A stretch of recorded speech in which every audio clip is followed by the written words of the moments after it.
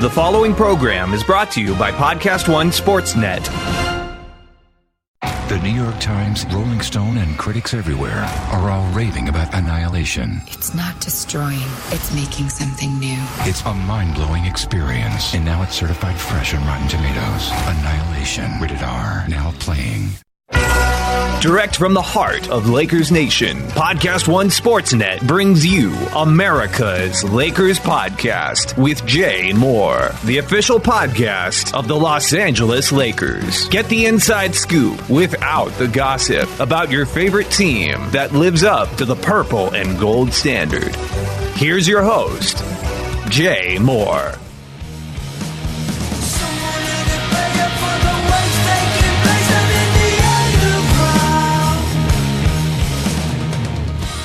Lakers win, Aaron Lasso, Al Pacino. Wait, Al, wait, hold on. Lakers win, Al, purple and gold. No, Al. One loss, win-win. I love it when you stop by the podcast. I love you, Aaron. I love it when you stop by ALP, America's Lakers Podcast, the official podcast of the Lakers. But to be fair, Al, you're always invited, but you generally show up and lead us into the podcast after Lakers wins. And we have to be honest, the most recent game was, in fact, a loss.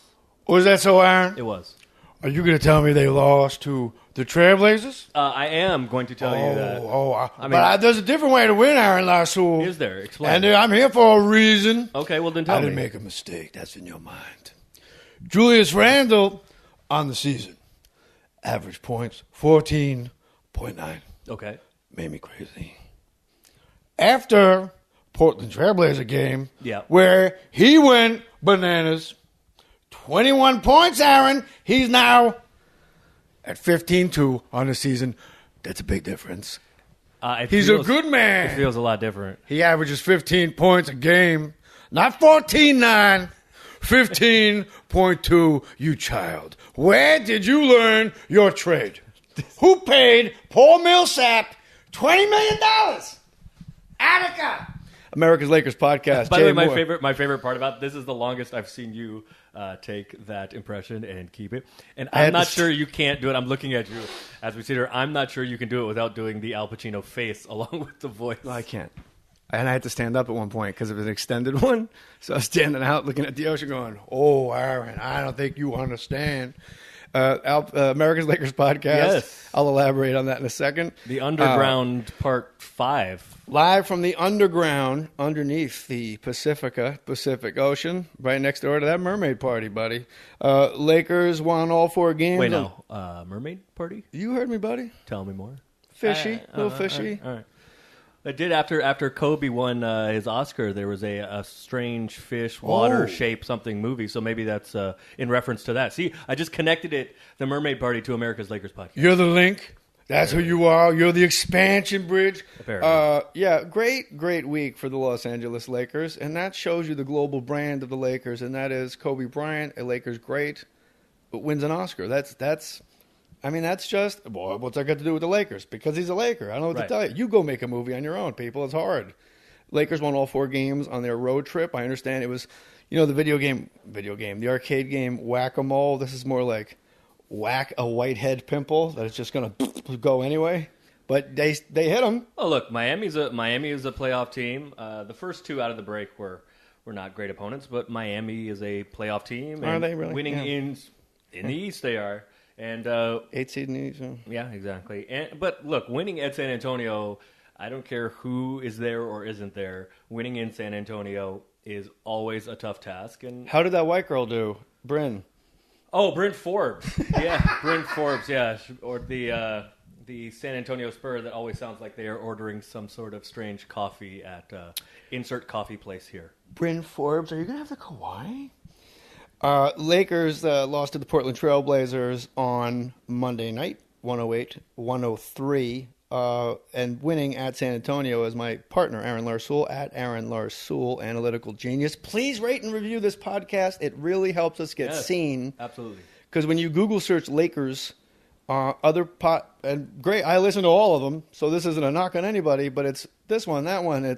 We'd like that to be us because we are the official podcast of the Los Angeles. Rate, review, share. Leave us a little comment. Lakers. Say something nice about me. I have low self-esteem, so if you say something nice about me, specifically, that helps me a lot. Aaron Larsoul, I've been meaning to talk to you about your low self-esteem. I don't even know what impression that is. Morgan Freeman, poorly. I can't do impressions sitting down, we just learned.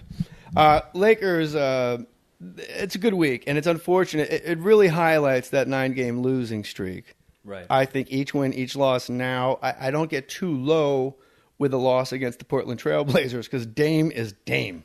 And, I mean, look, Portland, we'll talk about this later, it's a very jumbled Western playoff picture, but Portland is up to the 3 seed.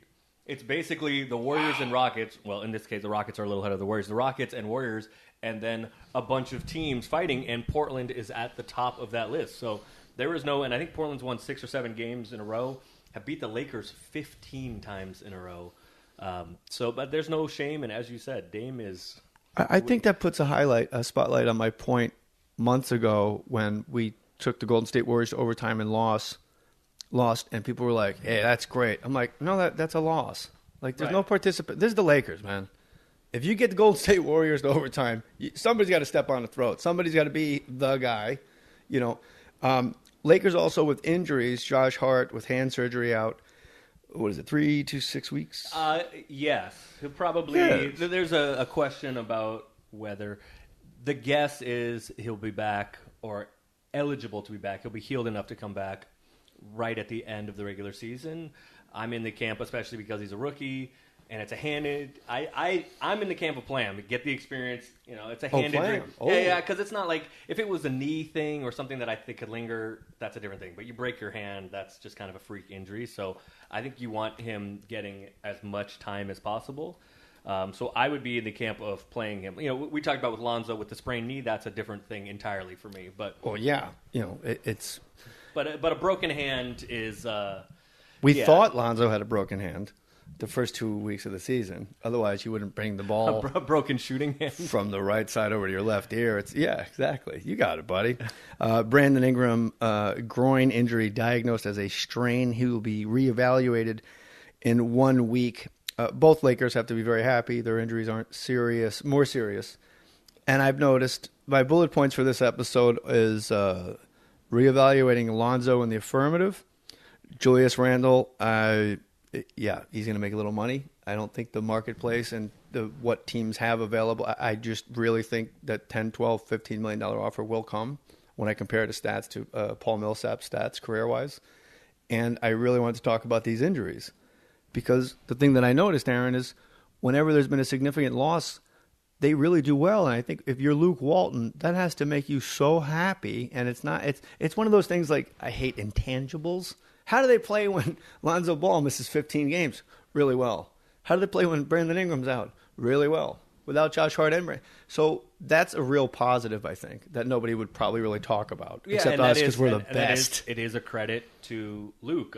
There's a few ways to measure how well a coach is doing. Obviously, there's one of the things I like to look out is they're called ATOs, which is after timeout plays. So if you're good at drawing up a play that gets you a good shot right out of that, that's one way to kind of evaluate a coach. But we talked about it with Danny a couple episodes ago. Guys playing hard is another way, and they are playing. The Lakers are clearly playing hard. I think that speaks to the improvement in defense compared to last year. I think the guys are playing hard, and as you've just talked about, kind of being resilient. The Lakers are obviously a resilient team. There's that huge losing streak. There's the stuff with Lonzo and his dad. There's a lot of different things. We talked about who's going to be here, who's not going to be here. We talked about that for a while. Who's going to getting playing time, all of that. So there have been things throughout the year that could very easily have caused this season to fully go off the track, and Luke has just not allowed that. The guys are resilient, and they've really come together and are playing well. It really, because you and I are so. You and I were talking before the show about being so involved in something you don't have good perspective on it. Can I say your quote? Because it was really... You can, sure. Aaron Larsoul gave me a quote, and it's... When you're in a relationship, you have the best information... Most information. When you're in a relationship, you have the most information and the worst perspective. That's from the philosopher Larsoul. When you're in a relationship, you have the most information and the worst perspective. So, wow. So I think there's...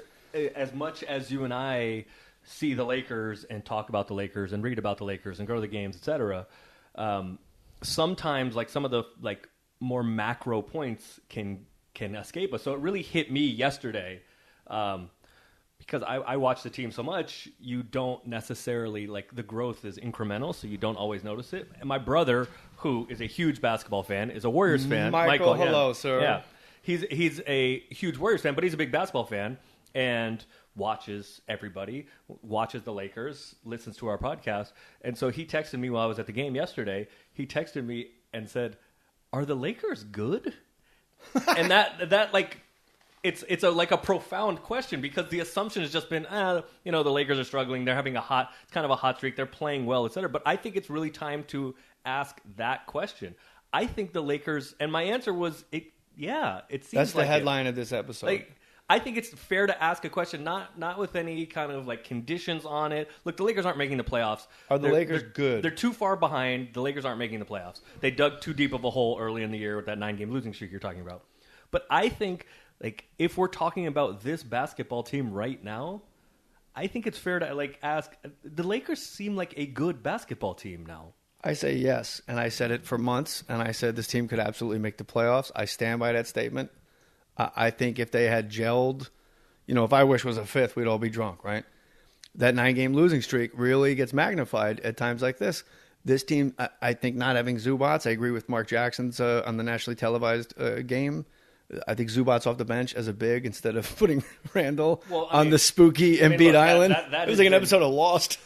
Oh, here comes the smoke monster. That has been. I mean, a lot of these things, a lot of these predictions and kooky things that you say we can't actually measure, but that's one of those things that we see that's correct, because they absolutely should have had Zubats coming. Andrew Bogut was released, and I kind of pay attention to this thing, and I could be wrong, and I'm sure if I am, people will tweet me, but the deadline to sign with somebody and be eligible for the playoffs has passed, and I don't see Andrew Bogut on a roster anywhere. So, and it's clear, and Zubac has been, he's been playing 12, 15, 17 minutes every once in a while, and he has, looked like he knows what he's doing, because he knows what he's doing. Yeah, earlier in the year he looked atrocious because he was unexpectedly called into a game. He went out with his What? Wait, what? Yeah, he had his sweatpants on to take him. They didn't get teed up, oddly. And he looks good, and he makes just a living, just eating on the offensive glass. It's fantastic. So, but that's hindsight. It's 2020. So the question is, are the Lakers good? No quantifications, no qualifications, no couching, no tabling. It's a binary answer, and the answer for me is yes. Yes. Does the record say they're good? No. Does any NBA unrestricted free agent or restricted free agent, if you ask them privately, are the Lakers good? They would say yes. Are the Hawks good? No. There's a lot of teams that are just not good. No, yeah, there are, and there's a lot of those, looking worse now because they're in the great tank race of 2018 to try to get the best spot at the number one pick before the odds flatten out next year. But I thought at the beginning of the year, I didn't think the Lakers were going to be in the worst group. I knew Atlanta was going to be awful. Dallas, we figured, was going to be no good. The Kings, Phoenix. I thought the Lakers would be not in that group, but I thought the Lakers would be in the next group of not very good. And that just isn't the case. The Lakers are, look, they're not the Warriors, and they're not standings wise. It is the case. But those games count. But I know numbers don't lie, ball don't lie, but standings don't lie, but ball don't lie. And the ball says they're good. Yeah, I mean, right now, we'll talk about this later, but Denver's the 8 seed, the Clippers are the 9 seed, Utah is the 10 seed. The Lakers are just as good as any of those teams right now. They weren't as good earlier in the year and dug themselves too big of a hole to climb out of to make the playoffs. But I think that the Lakers are in that group with the second half of the Western playoffs. I think they're just as good as any of those teams. If you put the Lakers at the end of the season, and obviously both teams are healthy, mm-hmm. If you put them, 4 plays 5, what is it? Correct. If you put them at the 5 seed, with the 4 teams going to kick their ass, no. Right. Yeah, we'll get to if it's the Trailblazers, I give them a game. The Blazers are not a great matchup for the Lakers, as evidenced by the fact that they've beaten them 15 straight times. Man, Damian Lillard. The Spurs are the Pelicans are the 4. Yeah, we'll. Oh, you have it right there. I have it. Aaron Larson has it on a dry erase board. I'm looking this up as fast as I can. So if the Lakers are a 5 seed and they play the Pelicans in a 7-game series, I'm taking the Lakers right now. I wouldn't say that about the Spurs because I got Pop. Minnesota's just... But here's the thing. I think the instructive point here is not so much like I would pick the Lakers in this series and this series I wouldn't. And I think the point is if you, at this moment, throw them in that group, they don't seem out of place in that group of 4, 5, 6, whatever. They don't seem out of place against those guys. Well, how's that 2 separate points then, sweetheart? No. I like my game. Okay, then let's go. All right, so Lakers as a 9 seed playing Golden State. The 9 seed doesn't play. Excuse me. All right. Oh, really? Jeez. Lakers as an 8 seed playing either Golden State or Houston. Houston's I think they now. win a game against Houston. I think they get swept by Golden State. Do you agree? Yeah, I mean, the Lakers ended Houston's win streak in Houston. Houston has another huge win streak going now, but at least until tonight when they play OKC as we record this. Maybe not when you listen to it, but yeah, I think the Lakers could get a game against Houston. I agree that they probably get swept by the Lakers. By the Warriors. By the Warriors, rather, yeah. Portland, I think they get a game, but it's like a gentleman's sweep. I like the good use of that there. New Orleans, I would say, yeah, I'll go to bet DSI. Put money on the Lakers against New Orleans. Yeah, I mean, I think New Orleans wins the series, but again, I think the Lakers are right there. There's no way I think that team can keep up that pace for 7 games. I think by game 5 they're like running a gazelle to the ground. Like, I'll just lay here, you can kill me. San Antonio, no, because it's Pop. Minnesota. Way, do you know that Anthony Davis, who has been the best player on planet Earth the last 6 weeks or so, has never won a playoff game. Not a series. He's never won a playoff game. How many times have you been to the playoffs? Once. Yeah. But if he's such a superstar, and I think he is, perhaps he should be there more than once. That's an interesting point, and I'm going to circle that for a ladder, which is actually might be appropriate later episode, and that is the also-rans, like that LeBron carried in, the AI, like Eric Snow was pretty good. Right. He wasn't bad. Everybody else was bad. And he wasn't bad. No, but Snow was average. These NBA guys player. are bad. Like LeBron carried a bunch of bums. AI carried a bunch of bums. And Anthony Davis, like, I don't know. Drew Holiday? No, the other Holiday. Jennifer Holiday? I don't know Jennifer. Vonnie Holiday. Who is on the Pelicans named Holiday? Drew. Yeah, Drew. J-R-U-E. I love that spelling, by the way. Yeah, pronounced Drew. Dwayne Wade. No, you have it wrong and stop spelling your name that way. They would beat Denver at OKC, Minnesota, crapshoot, and that's that. Clippers, come on. Really? So I agree with you. Are the Lakers good? That's the headline. We're back to that. Speaking of Aaron Larsoul. Yes. If the Lakers actually, we're running out of real estate here as far as time with the season. If that 9-game losing streak was 4-5, which is not, I mean, there were some bad teams that beat them. That's, yeah, I mean, this is the time when those, that's like, a 500 ball club. That strange, even later, a couple weeks ago, there was a strange loss in Orlando. Orlando's awful. So there have been some, yeah, I mean, there's been some head scratches, and I think that's indicative of a young team and a developing team. That's like one of the NBA skills that individual players and teams develop as they age and as they have more experience is consistency of effort and consistency. You may not get the A+ game all the time, but you get a lot of B's, a lot of strikes. We have fun games coming up. I'm going to play Jeopardy with Aaron with the nicknames that are given out awfully by our favorite referencing website. And also we're going to talk about the Western playoffs. I'm going to explain with Aaron. We'll have a conversation briefly about it's time for everybody to just put down the pitchforks and the flaming torches with Lonzo Ball. And we have proof now. Julius Randle, as Al Pacino said, now he averages 15. Yeah. And I want to talk to you guys about betdsi.com.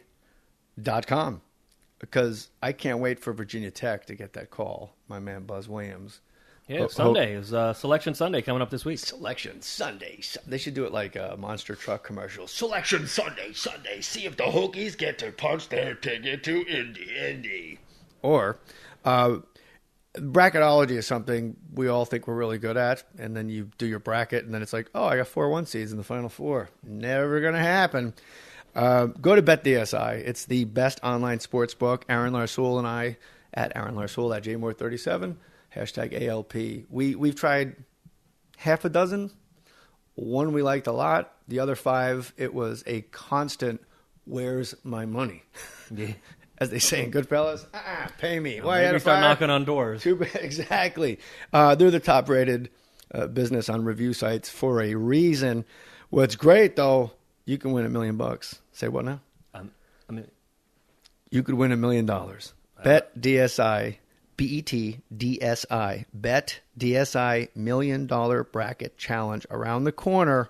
NCAA bracketology, baby. Guaranteed prizes, a chance to win $1 million with an M.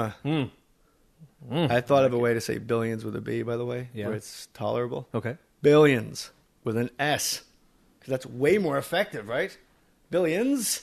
When people go billions with a B, you're like, I heard you. With an H. I mean, I think the problem with that is when you say like millions also has an S on the end. So I don't know if that helps. Oh, that one I just used as a goof. The promo code for BetDSI is Mad Lakers. Mad Lakers, like March Madness. Yeah, Mad look at that. Lakers. You get a $25 NCAA tournament bet. Imagine walking down the street, somebody hands you $25. You go, what's this for? Like, just because you went on. You were on a website last night. I just wanted to give this to you. Yeah, throw a couple dollars on the team of your choosing. Free bracket entry, $25 NCAA tournament bet just for registering. You'll get 200% member bonus. It's a great site. Yeah, it's good, and the timing of it is perfect. Conference tournaments. As you're listening to this, the conference tournaments will be going. Shout out to it's my brother's second shout out. His Michigan Wolverines won the Big Ten. They did it a week early so they could, I guess, have Madison Square Garden. Yep, my brother went to Michigan. I'm gonna Sparty his rear end off. So Michigan has punched their ticket, which is is that like an old square dance thing? How do you like to get in somewhere? You punch your ticket. I don't know. So yeah, literally. Yeah. Mad Lakers is the promo code. That's how we get credit. And please rate and review this podcast. And if you want to work in BetDSI, let them know that you're happy. Winning the whole thing. I don't know. I mean, you never know. Let's be honest. I mean, it should be Kentucky every year, but this year all of a sudden you go, Kentucky's Diallo. not any good. Kentucky's bad this year. I think, is it Diallo? Is that his name? Yeah. I think he's really bad, and it got contagious. Because I don't think they're used to a guy showing up and going, I forgot how to play. Yeah, Kentucky is it is a struggle. It has been a struggle for the Wildcats. I love Coach Cal. Like, I do. Adore. And you haven't heard him really. He's like, hey, man, I'm going to say with Coach Cal, the mindset in his brain is why I get stressed. I'm going to have 8 new guys here next year to be better than these jerks. They're all going to the NBA. And some team like the Kings will go, we'll take Diallo with our number 1 pick. The Kings have a fair number of Kentucky guys that all guards have not worked out. Well, Skal Labissiere is a big guy. And Willie Cauley-Stein, both Kentucky guys same who position. have not panned out yet. Same position? Yeah. They either have and De'Aaron Fox, also a Kentucky guy. They have 5 guards all around the same age, and they got a whole bunch of bigs all around the same age, and they are the youngest and oldest team in the NBA. Well, now they're old guys. Well, George Hill, they traded to Cleveland, but the rest of the old guys don't get to play anymore. Who do you have? I mean, if you had to pick a team to win the whole thing, the NCAA, I'll pick Virginia. But they're a 1 seed, so I don't want to, and I just want Tony Bennett to win, so Coach Tony Bennett can come back. That was for you, Jeannie Buss. You're the lady boss. I always like when Coach Bennett shows up. Who am I going to take right now? Sparty. No, probably Duke if I had to pick right now. Really? Yeah. My favorite player, Marvin. I hope it's Bagley. I love Bagley. I was going to say I hope it's not Grayson Allen, but no, Marvin Bagley is going to be a fantastic NBA player. Hey man, people thought they hated Christian Laettner. Grayson Allen is going to make Christian Laettner look like Flavor Flav. Christian Laettner was just like punching teammates in practice. Grayson Allen's tripping people in games and then whining about it. There's that white guy. His face. That's your line, by the way, but I hate his face. It was my ex-wife's line about Angie Harmon on Law & Order. I go, what is it I like about her? She goes, her face sucks. I'm like, good God. I hate your face. I hate his face. There's that white guy you think you hate. It's cyclical. There's the one that's a big hit, like the safety from I think he's from Penn State, ran like a 4.340, and Deion's like, I can't say why he's fast because we're on TV. Right. There's actually a lot. There seems to be every couple years, there seems to be a guy in college basketball, a white guy in college basketball, that has no chance in the NBA, but just gets buckets in college. Jimmer Fredette, Adam Morrison, who is a world champion with the Los Angeles Lakers. Did his mustache get a ring? I think he got 2 rings. Yeah, the mustache got one, and the mullet got one. It looks like ants waving. Like that was never a mustache. That was atrocious, that mustache. People think they hated Christian Laettner. Grayson Allen is probably the most inherently unlikable person I've ever seen on television, and I'm including all Real Housewives of New Jersey. Oh, that's... Why'd you got to drag us into it? Because you're on reality TV. That's why I've never done it. That's the only reason. Because you can never tell people to back off. Once you do it, you're in. Western playoffs. Portland, these teams are bottled up, like you said. Portland Trailblazers. Yeah, 3 through 10. 38-26, 36-26, 37-27, 38-28, 37-28, 35-20. Denver hanging around is, and Tom, Denver hanging around, the Nuggets don't get chipped away. So I think the way to look at this, for good teams, and these are all good teams. Oh, who do I think's going to win the whole thing? Oh, I'm glad you asked me. Yeah, who do you? You said Virginia. You gave your answer. That's why I didn't ask you again. Yeah, I have no idea, and I can't lie. Well, nobody has any idea. It's residual from people not asking me who my favorite Muppet is. So, who is your favorite Muppet? I'll tell you off the air. Okay. I think the way to look at it, these are all good teams. I think the way to look at it is just the losses. Like, don't even look at the wins, just look at the losses. And these teams, Portland, the 3 seed, and Utah, the 10 seed, are separated by 4 losses. 26 for Portland, 30 for Utah. So, really, all of those teams are right in the mix. And wow, there's 4 losses that separate. So literally, any of those teams could miss the playoffs. Portland, who's the 3 seed right now, could miss the playoffs, and it changes every single day. San Antonio was the 3 seed forever; they're falling off the map. New Orleans. I almost just swore, by the way. I almost went holy, because when I'm like staring at this, and when you said Portland could miss the playoffs, I'm like, oh my god, right? This is tenuous. Yeah, there's... They won't. No, I think Portland's going to make it, but... Terry Stotts, baby! Big Mama Goddard's boyfriend. I think Portland will make it, but it changes every day, and I think the thing for Lakers fans to have a big rooting interest in this is OKC, who is now in 7th at 37-28, and you'll know the result of this when you hear it, but tonight plays Houston, who is on a 15-game winning streak. OKC, if they lose tonight, they're out of the playoffs. So... As it would currently stand, like one loss can take you out of the playoffs. That's why it's so close. I keep looking at the Clippers at the 9, and the worse up there, yeah. And the worse it is for the worse it is for OKC.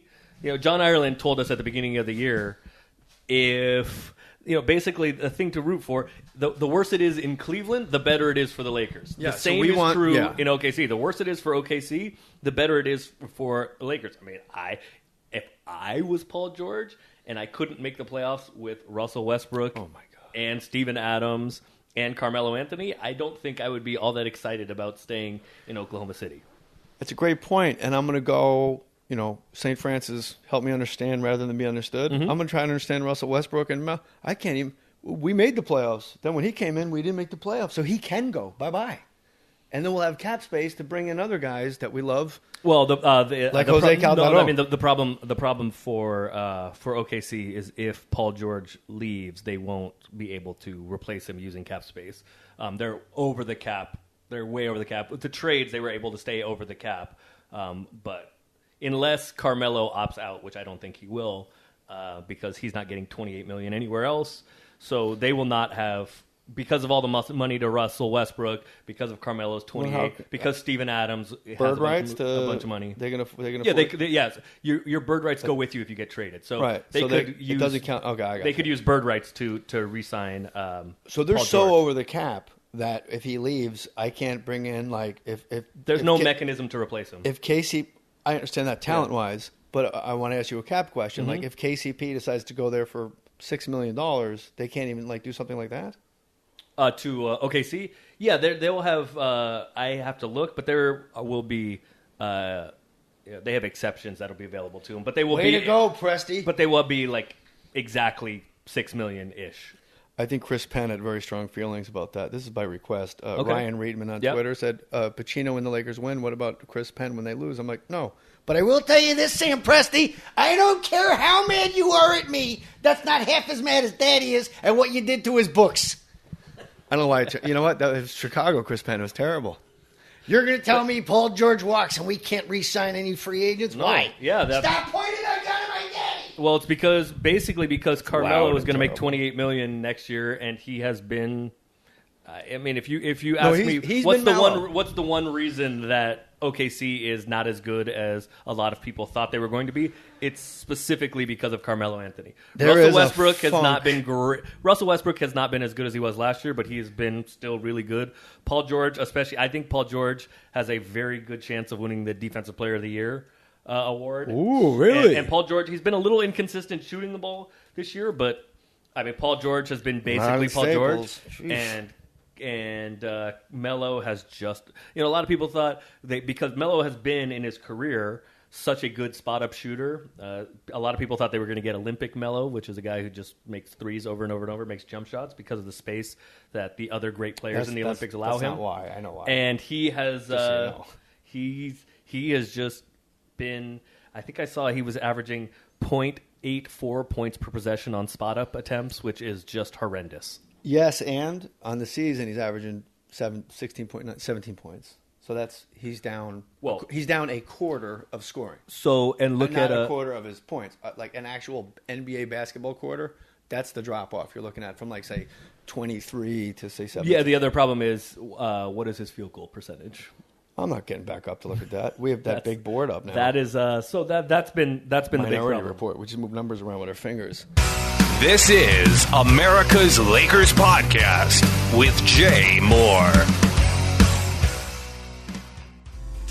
Hey, this is Michelle. And this is Matt from Thug Kitchen. You can listen to our new podcast, Forked Up, right here on Podcast One. We've had some fun recently with our guests, including Nick Guillory from BuzzFeed and comedian Jackie Johnson. Check it out. I don't think I've ever heard of the word kale before, 19. That's what I'm saying. I used to work at a Cajun restaurant, and we put a piece of kale and a lemon wedge on every plate. It said, lemon and kale make the sale. I was like, I'm going to eat the damn garnish, that waxy plastic that we put on the side of the crab salad. Join us for Forked Up, a Thug Kitchen podcast, every Thursday, exclusively on Apple Podcasts, or download and listen at podcastone.com or on the new Podcast One app.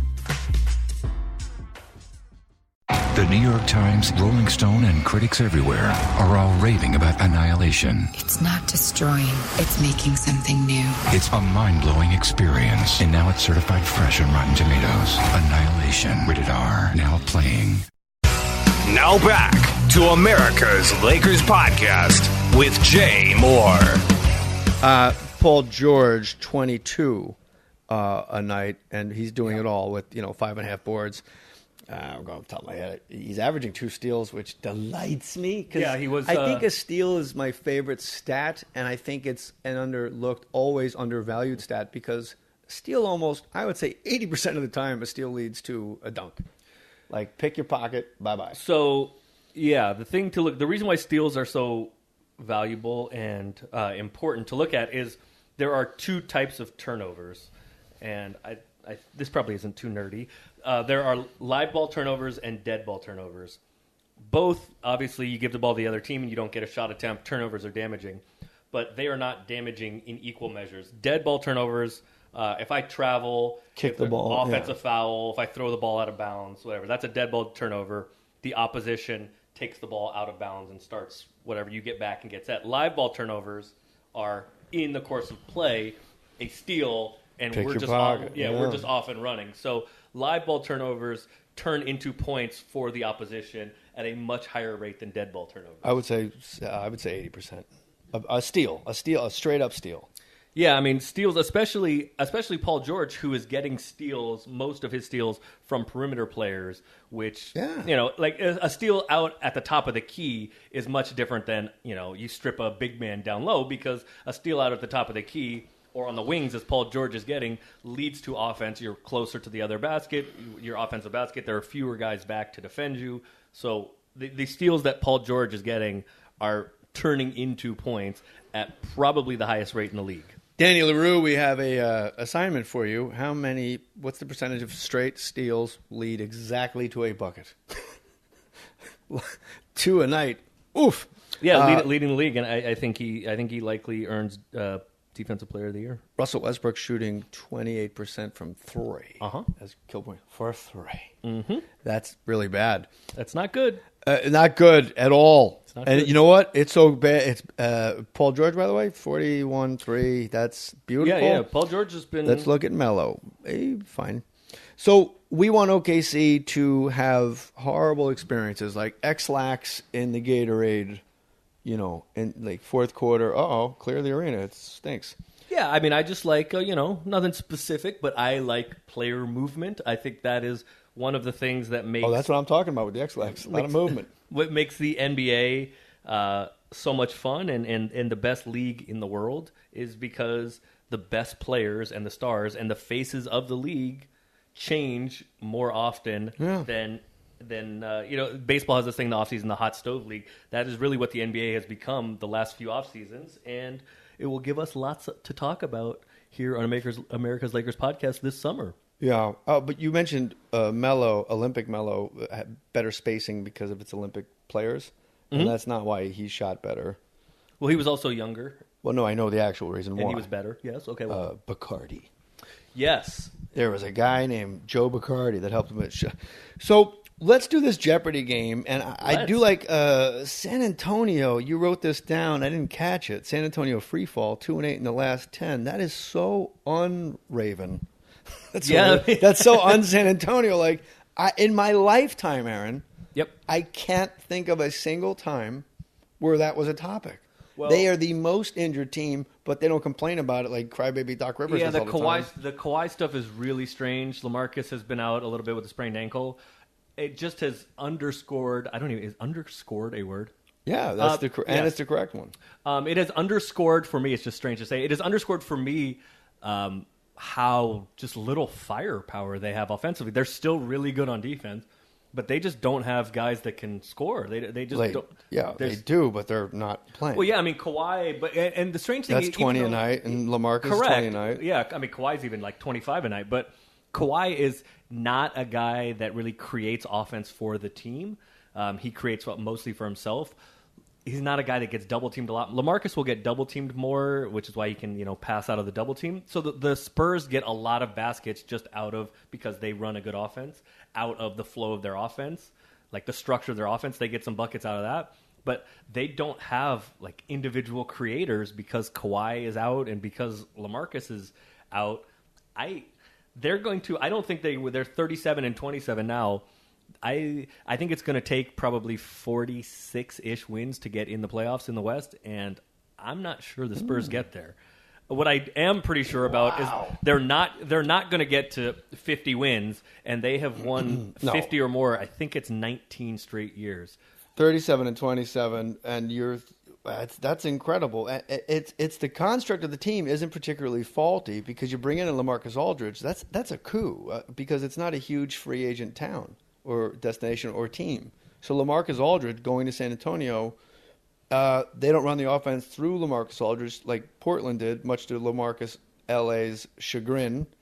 But then and then what's funny is Portland started running their offense through Dame, which was the right move. Right. I mean, expedited. There's a reason he's not in the Trailblazers anymore. Correct. Which means, all right, that's not him in particular, but that might speak to people's character. Like, well, if you're not going to run it, there's only 5 guys. Relax, you're going to get the ball back. Well, here's the thing: LaMarcus is. I'm a big fan. LaMarcus is one of the best guys around. I'm very fond of LaMarcus, and we go back to the Portland days, but he is very sensitive about that sort of thing. Like the perception of whose team it is and which guys are the stars and where he fits into all of that. He is very sensitive to that, the perception of that. Well, he certainly picked the worst possible city to be worried about how people perceive you because San Antonio just operates under the radar no matter what. This is the absolute model of efficiency in the last 20 years.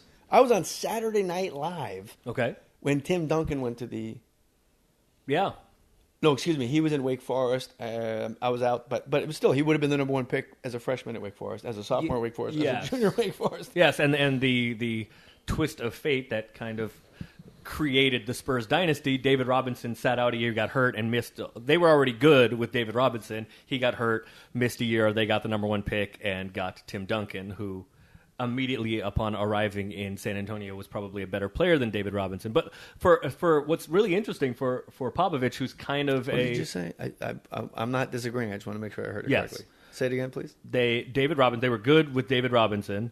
He sat out a year hurt, and they lost a bunch of games. They got the number one pick, drafted Tim Duncan, and Tim Duncan, as a rookie, was even better than David Robinson. Yeah. And then won a bunch of games. And then to have a passing of the torch from David Robinson to Tim Duncan to Kawhi Leonard, can you imagine any more, like, in the vision of Greg Popovich superstars than those three? Kind of like no personality, don't really say anything, don't challenge it. It's like they've had the perfect succession of superstars for Popovich. It's Belichickian. It is indeed. Hey, I'm all in on Patty Mills. Like, I love Patty Mills. I mean, I like a lot of guys. The only guy I don't like on that team is, he should probably be starting again. DeJounte Murray has been pretty bad. So how's the white lady, Bryn? Doesn't do much. Bryn, not a lot from Bryn Forbes. Bryn Forbes. Uh-huh. That's like number one brother name of all time. Like Chauncey, it used to be for me. But like, here comes Bryn. Who's he with? He's with Becky. So it'll be interesting. It'll be interesting to see who falls out. We got to get to Jeopardy here, but it'll be interesting. I know who's going to fall out. It just has to be Denver because it's Denver, and I'm just not going to leave that. Minnesota. They are Minnesota, OKC, Denver, and the Clippers all tied with 28 losses. Denver currently in the 8th seed. Tom Thibodeau's got to be in the running for Coach of the Year.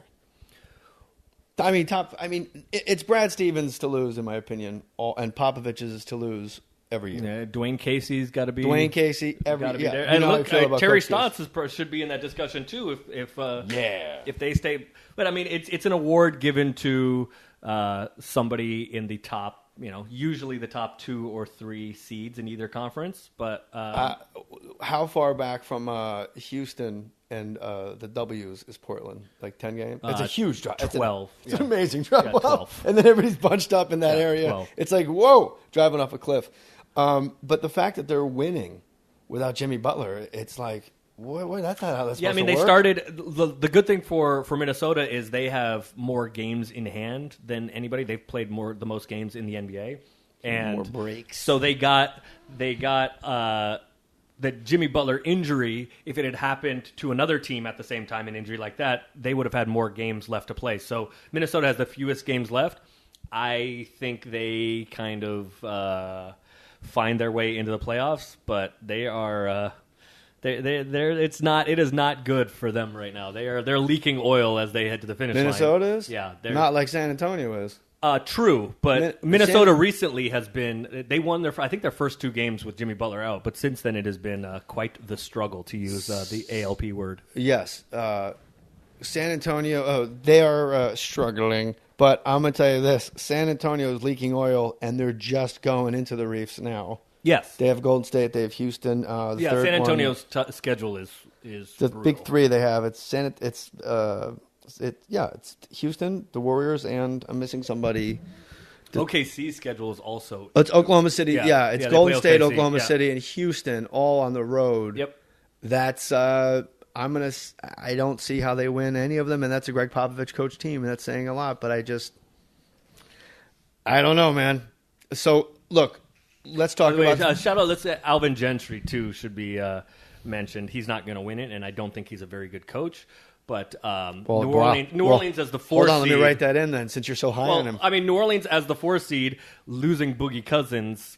And, Boogie Cousins is out, Aaron. He is a dumb guy. Oh, okay. So give him a little credit too. He's not going to win it, and he shouldn't win it. But the magic of Anthony Davis and Drew Holiday has been really good. So I told you about the Norm Macdonald sketch that never got on the air. The game show Name 2. Yeah. Steve Allen in the Guinness Book of World Records, writing over 2,000 songs for $1 million. Name 2. Go out like in the streets of Hollywood. I'm with Gabriel from San Fernando Valley. The New Orleans Pelicans have 15 men in uniform. Name 2. What casual fan can name 2 Pelicans without saying Anthony Davis? Casual fan? None outside of New Orleans. And in New Orleans, maybe 50% of them. And can you understand them when they say it? Yes. You go out in the street and some guy goes, Solomon Hill? Solomon Hill.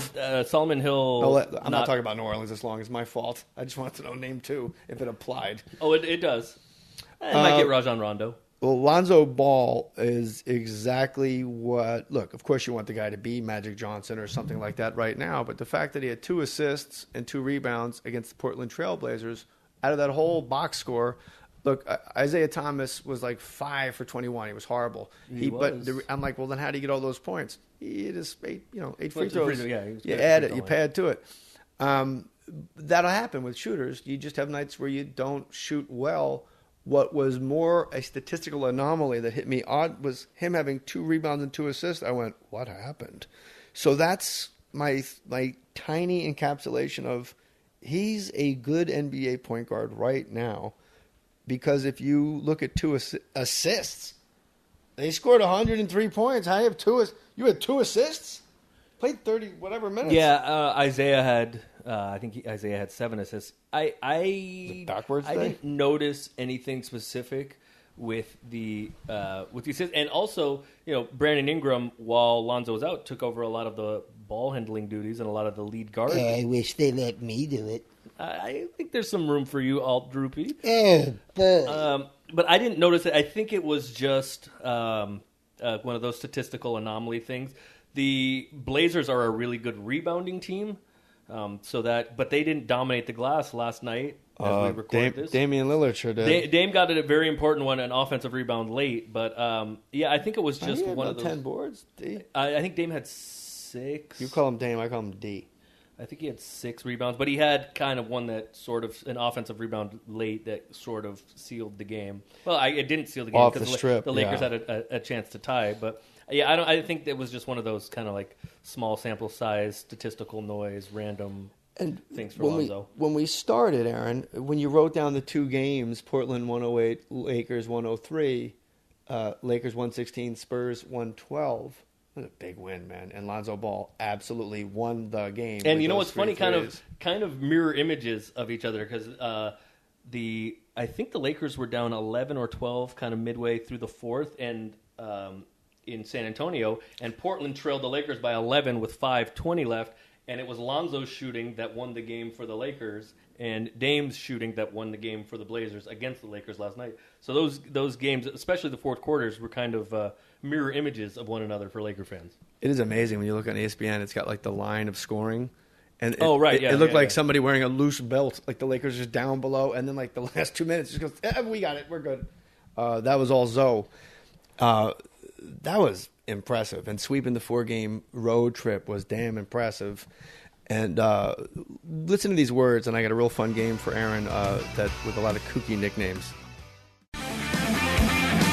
Hello, guys. It's MMA fighter Chael Sonnen. Check out my podcast, You're Welcome, with Chael Sonnen every Wednesday and Friday right here at Podcast One. We cover the latest in mixed martial arts and everything else going on in the world of sport. Listen free to You're Welcome with Chael Sonnen, exclusively available on Apple Podcasts, at podcastone.com, and on the Podcast One app. If you love the show, share it with a friend and leave us a rating and review. America's Lakers podcast, live from the underground, underneath the Pacific Ocean. We're at the kids' table, ironing board, paper plates, sitting on milk crates. Those were the days, buddy. Pork and beans off a paper plate. I don't like potato salad, but there was often a lot of potato salad at the kids' table. It's just in life. I don't eat mayonnaise. So. There's too much potato salad in life. I make good potato salad, but it's like a German style with mustard and like a vinaigrette and some dill. It's pretty good. I don't like dill, but I'm going to tell you this. I don't know why I have to add that. You are one of the best chefs I have ever met in my life. Well, that's kind of you. Thank you. No, I mean, you know that. Like, I don't know. I'm realizing now we haven't eaten together because you cooked for me and for whoever was over in a long time. We're getting that back on track next week. All right. Ask me why next week. Why next week? I don't have money to give for groceries right now.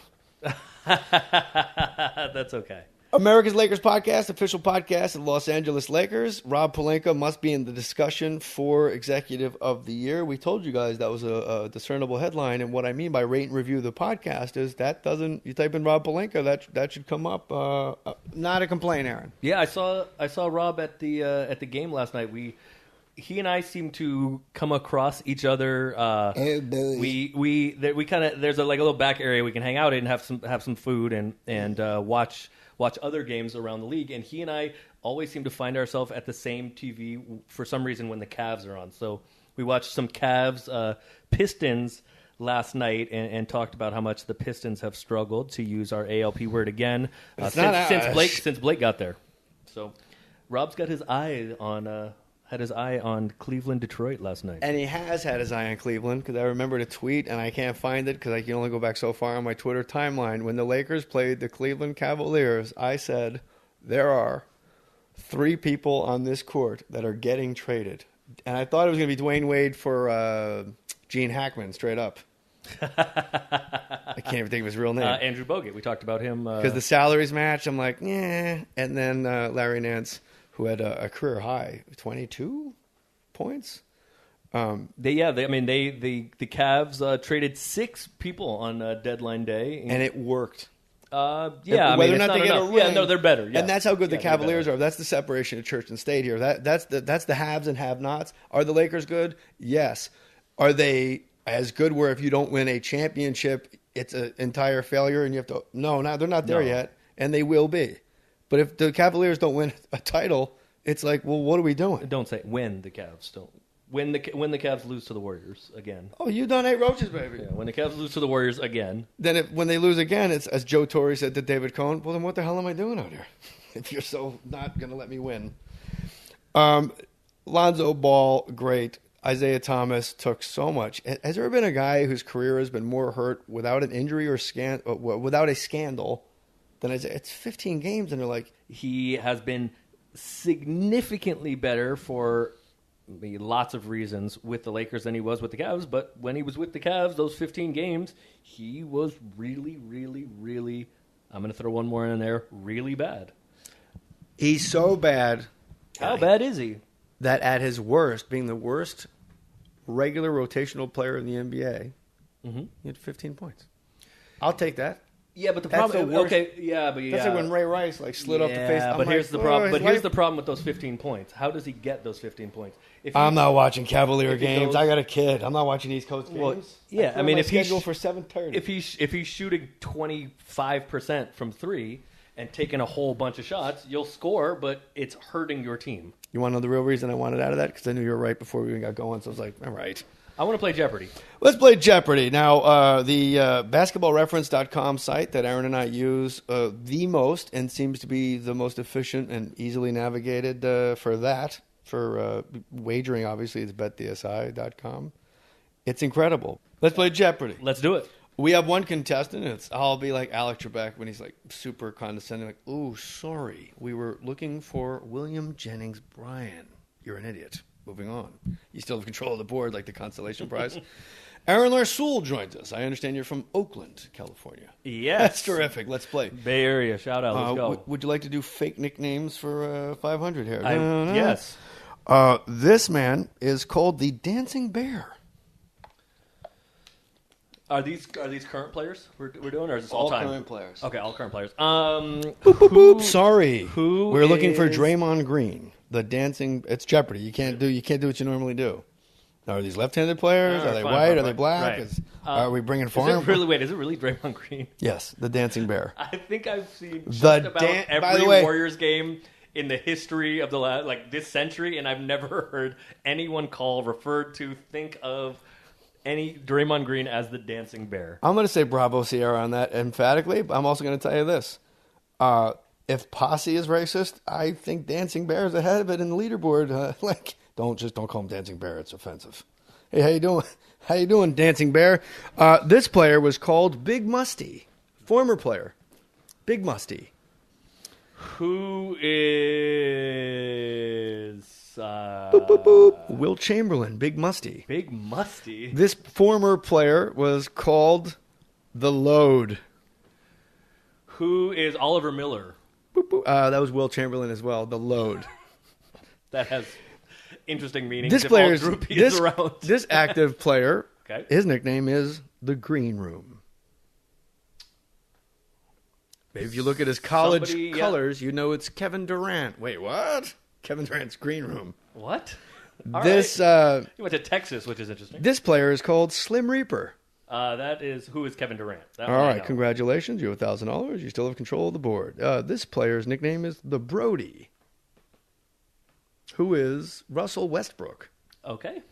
Point God, who is Chris Paul. Good job. So we have two legits here. This player is known as the Ankle Taker. Who is Kyrie? Nice job. All right, ready? This player is known as the Anchor. Who is Rudy Gobert? Paul Millsap. Okay. Also would have accepted Ronnie Millsap. Ah, yes. Any day now. Basically any of the Millsaps. That is correct. This player is known as the Wizard of Oz. No idea. Ben Simmons. Okay. Ben Simmons. LSU Wizard of Oz. Okay. This player's nickname is Little Emperor. No idea. LeBron James. Little Emperor. So you need to know about that. You know a little about LeBron James. By the way, my two, I'm mad I said Rudy Gobert there because he has two of my favorite nicknames in the NBA that are actually people go with. Blocks a lot of shots and from Paris. So the Stifle Tower is one of them because he's 7'2". And by the way, Eiffel Tower would have been just as good. And actually not the as French good. Rejection. That's wonderful. I like also. Original movie starring Andrew Bogut. Yes. Gene Hackman. I liked him in whatever. Well, it's about that time, Aaron. Let's celebrate these Lakers. Let's Fly do it, your Al. flags, Let's do purple and gold. Get them waving. I like those shoes, shiny. You like my shiny shoes? I do. No laces, Velcro.